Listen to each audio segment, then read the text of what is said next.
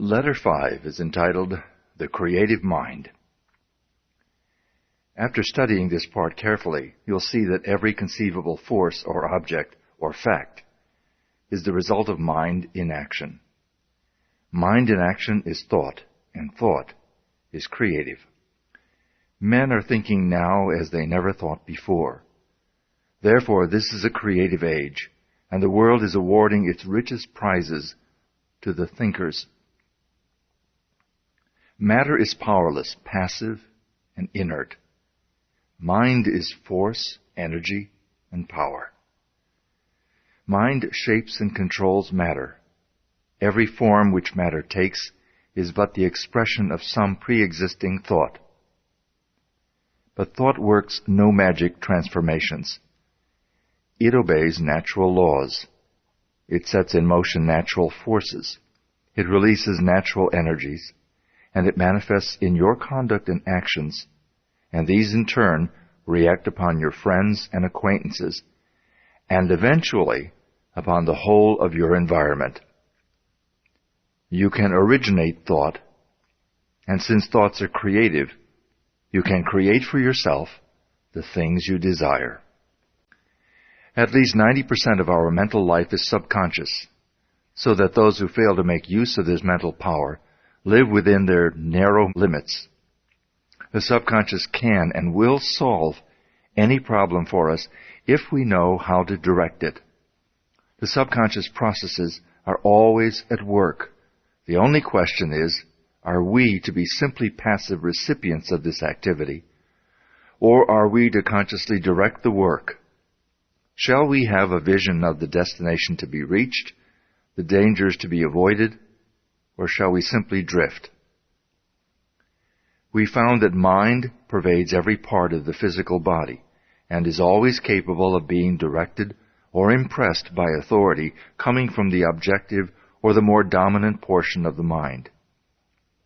The mind which pervades the body is largely the result of heredity, which in turn is simply the result of all the environments of all past generations on the responsive and ever-moving life forces. An understanding of this fact will enable us to use our authority when we find some undesirable trait of character manifesting. We can consciously use all the desirable characteristics with which we have been provided, and we can repress and refuse to allow the undesirable ones to manifest. Again, this mind which pervades our physical body is not only the result of hereditary tendencies, but is the result of home, business, and social environment, where countless thousands of impressions, ideas, prejudices, and similar thoughts have been received.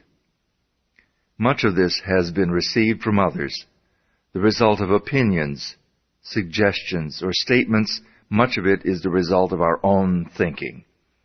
But nearly all of it has been accepted with little or no examination or consideration. The idea seemed plausible. The conscious received it, passed it on to the subconscious, where it was taken up by the sympathetic system, and passed on to be built into our physical body. The Word has become flesh. This then is the way we are constantly creating and recreating ourselves. We are today the result of our past thinking, and we shall be what we are thinking today. The law of attraction is bringing to us not the things we should like, or the things we wish for, or the things someone else has, but it brings us our own, the things which we have created by our thought processes, whether consciously or unconsciously. Unfortunately, many of us are creating those things unconsciously. If either of us were building a home for ourselves, how careful we would be in regard to the plans, how we should study every detail, how we should watch the material and select only the best of everything. And yet, how careless we are when it comes to building our mental home, which is infinitely more important than any physical home, as everything which can possibly enter into our lives, depends upon the character of the material which enters into the construction of our mental home. What is the character of this material? We have seen that it is the result of the impressions which we have accumulated in the past and stored away in our subconscious mentality. If these impressions have been of fear, of worry, of care, of anxiety, if they have been despondent, negative, doubtful, then the texture of the material which we are weaving today will be of the same negative material. Instead of being of any value, it will be mildewed and rotten, and will bring us only more toil and care and anxiety. We shall be forever busy trying to patch it up and make it appear at least genteel. But if we have stored away nothing but courageous thought, if we have been optimistic, positive, and have immediately thrown any kind of negative thought on the scrap pile, if we have refused to have anything to do with it, if we have refused to associate with it or become identified with it in any way, what then is the result? Our mental material is now of the best kind. We can weave any kind of material we want. We can use any color we wish. We know that the texture is firm, that the material is solid, that it will not fade, and we have no fear, no anxiety concerning the future. There is nothing to cover. There are no patches to hide. These are psychological facts. There is no theory or guesswork about these thinking processes. There is nothing secret about them. In fact, they are so plain that everyone can understand them. The thing to do is to have a mental house cleaning, and to have this house cleaning every day, and keep the house clean. Mental, moral, and physical cleanliness are absolutely indispensable if we are to make any progress at all. When this mental house cleaning process has been completed, the material which is left will be suitable for the making of the kind of ideals or mental images which we desire to realize. There is a fine estate awaiting a claimant. Its broad acres with abundant crops, running water, and fine timber stretch away as far as the eye can see. There is a mansion spacious and cheerful, with rare pictures, a well-stocked library, rich hangings, and every comfort and luxury. All the heir has to do is to assert his heirship, take possession, use the property. He must use it. He must not let it decay. For use is the condition on which he holds it. To neglect it is to lose possession. In the domain of mind and spirit, in the domain of practical power, such an estate is yours. You are the heir. You can assert your heirship and possess and use this rich inheritance. Power over circumstances is one of its fruits. Health, harmony, and prosperity are assets upon its balance sheet. It offers you poise and peace. It costs you only the labor of studying and harvesting its great resources. It demands no sacrifice except the loss of your limitations, your servitudes, your weakness. It clothes you with self-honor and puts a scepter in your hands. To gain this estate, 3 processes are necessary. 1. You must earnestly desire it. 2. You must assert your claim. And 3. You must take possession. You admit that those are not burdensome conditions. You're familiar with the subject of heredity. Darwin, Huxley, Haeckel, and other physical scientists have piled evidence mountain high that heredity is a law attending progressive creation. It is progressive heredity which gives man his erect attitude, his power of motion, the organs of digestion, blood circulation, nerve force, muscular force, bone structure, and a host of other faculties on the physical side. There are even more impressive facts concerning heredity of mind force. All these constitute what may be called your human heredity. But there is a heredity which the physical scientists have not compassed. It lies beneath and is antecedent to all their researches.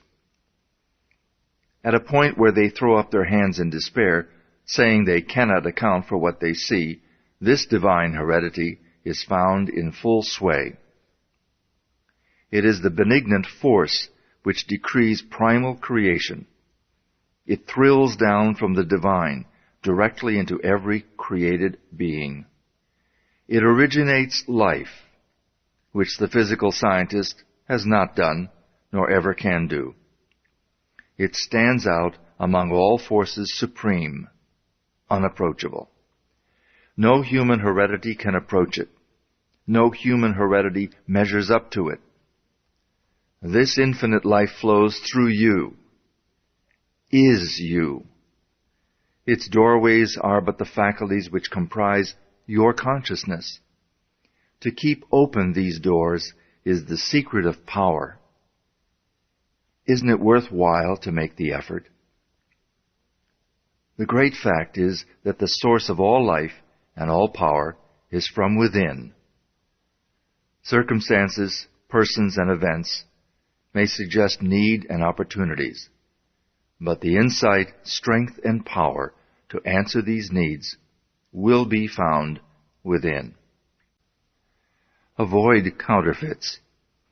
Build firm foundations for your consciousness upon forces which flow directly from the infinite source, the universal mind, of which you are the image and likeness. Those who have come into possession of this inheritance are never quite the same again. They have come into possession of a sense of power hitherto undreamed of. They can never again be timid, weak, vacillating, or fearful. They are indissolubly connected with omnipotence. Something in them has been aroused. They have suddenly discovered that they possess a tremendous latent ability of which they were hitherto entirely unconscious. This power is from within, but we cannot receive it unless we give it. Use is the condition upon which we hold this inheritance. We are, each of us, but the channel through which the omnipotent power is being differentiated into form. Unless we give out, the channel is obstructed, and we can receive no more.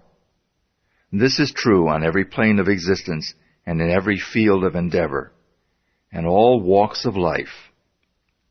The more we give, the more we get. The athlete who wishes to get strong must make use of the strength he has, and the more he gives, the more he will get. The financier who wishes to make money must make use of the money he has, for only by using it can he get more. The merchant who does not keep his goods going out will soon have none coming in. The corporation which fails to give efficient service will soon lack customers. The attorney who fails to get results will soon lack clients, and so it goes everywhere. Power is contingent upon a proper use of the power already in our possession.